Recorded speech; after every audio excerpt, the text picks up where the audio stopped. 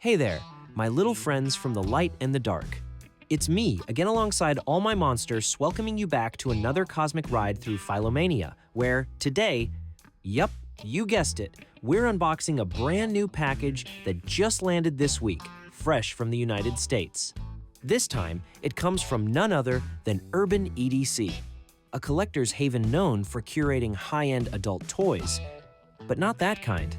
I'm talking about precision-crafted objects made of metal, exotic materials, and yes, knives, but also a whole universe of spinners, tops, glow bars, and other mesmerizing pocket artifacts.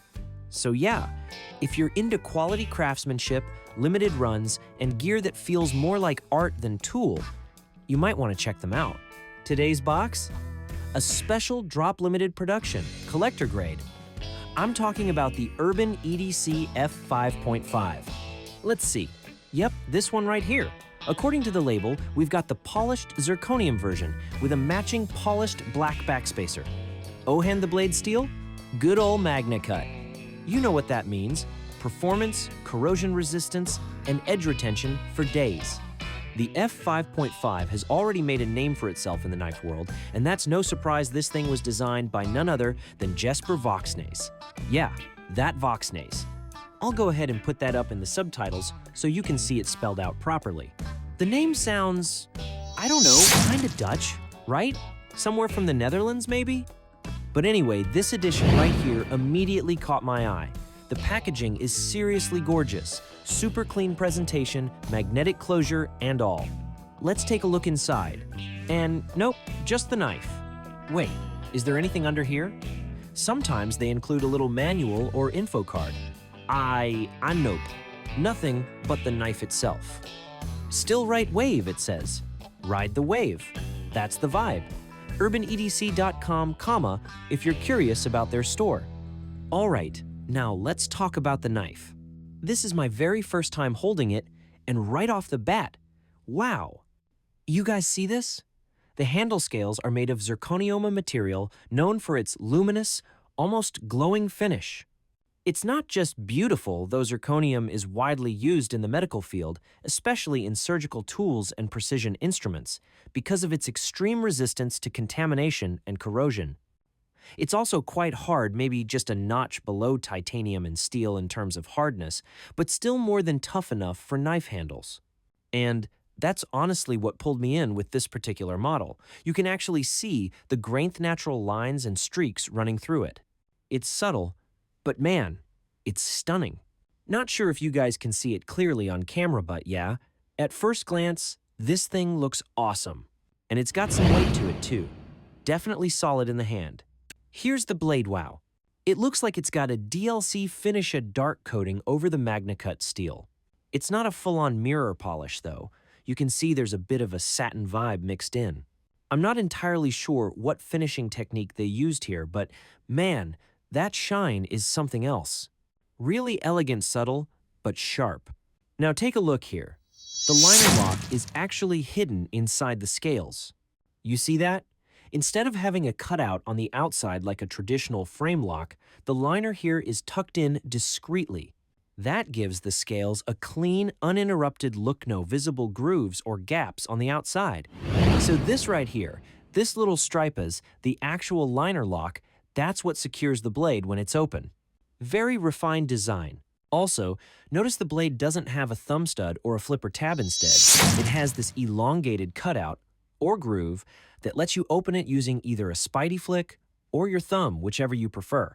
And the action? Super smooth. I mean, you barely put any pressure on the detent, and the blade just shoots out like a freaking arrow. What else do we have here? Well, there's also a polished zirconium backspacer, which is another really nice touch on this knife. You can see it there smooth, clean, and consistent with the rest of the design. Right here, you've also got the lanyard hole, of course. And if we take a closer look at the backspacer, it's held in place by two internal screws, probably Torx 6 or 8, if I had to guess. It's a classic backspacer, nothing too wild, but it even has a little bit of jimping on the top, just a small detail that adds grip. As for the pocket clip, you can see it here. Very standard design. Feels sturdy, not too stiff, but not too soft either. I've seen some clips that press too hard against the scales, making them tough to use, but this one isn't like that at all. It's got just enough tension to hold securely, but not so much that it snags your pants every time you try to clip it. Super easy to slide onto your pocket or belt loop. Now keep in mind, this is just an unboxing. I'm planning to carry it over the next couple of days and really test it out in daily use. But so far, first impressions are solid. The clip has that classic uplifted tab, which for some folks can be a bit uncomfortable, but honestly, I'm not feeling any major hotspots or issues so far. One more thing. Up top, there's some very subtle jimping on the spine.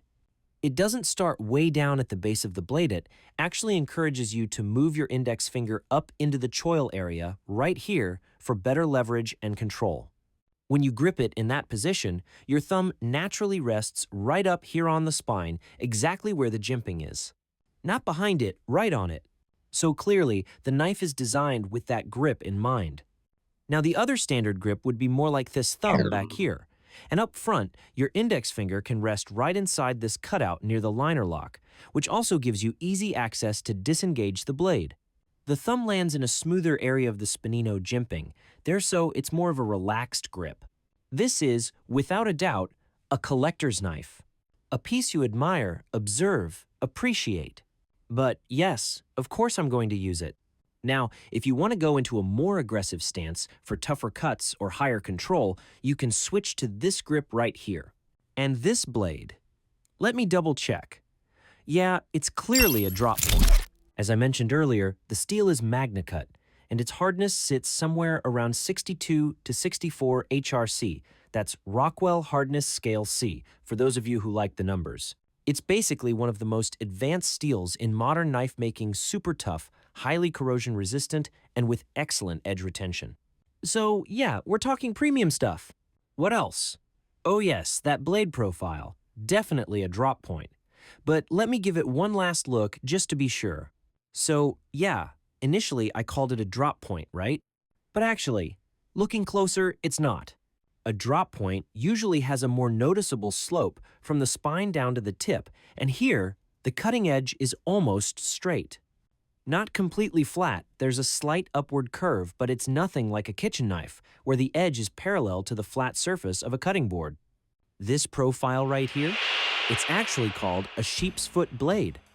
Yup, I got it wrong earlier, so just a heads up. You can spot it, by the way, the spine drops down dramatically while the edge stays relatively straight, kind of like a crowbar in shape. The sheep's foot design isn't anything new. It's been around forever, but lately it's been making a big comeback in the EDC world. Why? Because it's incredibly practical. Even though the blade isn't long, the geometry is super efficient. That rounded tip allows for precise, controlled cuts without the risk of accidental punctures. And the long, flat cutting edge gives you plenty of surface for clean slicing, whether you're working on packaging, rope, or whatever everyday tasks you throw at it. What else can I say? Well, honestly, the real star of the show here is the Zirconium. That's the magic. This is actually the first knife I've owned with Zirconium scales, and I've got to say, I'm thrilled. According to the specs on the website, this little guy weighs in at 5.3 ounces, which is roughly 150 grams. And for a knife that's around 18 centimeters open, yeah, that's definitely on the heavier side. You feel the weight right away, but honestly, I like heavy knives. It gives them presence. And this one's earned a permanent place in my collection. I have no intention of trading it or selling it. This is staying with me. I'm super happy it finally arrived, this heavy little gem, all shiny and full of character. It's got this undeniable elegance to it. Something that makes it stand out without being loud. You could totally take it to a dinner party or a wedding. It's that discreet, that refined. The dark tone of the materials makes it feel both tactical and sophisticated. Anyway, my friends, that's it for today. Just a quick unboxing of the Urban EDC F5.5. Thanks so much for sticking around till the end. I hope you enjoyed checking out this absolutely stunning knife face, a real beauty to carry in your pocket every day. Not just to own, but to use, to feel, and maybe even surprise your friends with something so sharp, shiny, and elegant and yet still so discreet. All my little monsters, and I thank you for joining us. And we'll catch you next time on another edition of Filomania Knife Universe. Until then, my friends, ciao.